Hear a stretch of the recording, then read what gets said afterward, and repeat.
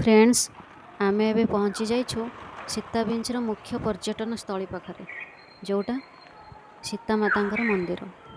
सीतामातांकर नाम अनुसार ए जगार नामकरण करा जाइछि सीताबिंच।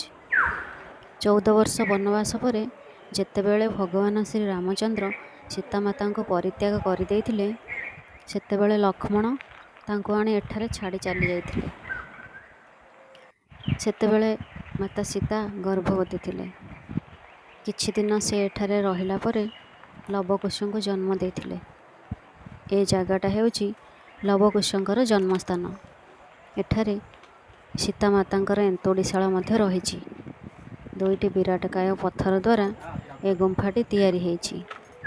एठारे एबे सीतामाता एवं लवकुशଙ୍କର 3 गोटी पत्थर मूर्ति को पूजा करा जाउछि।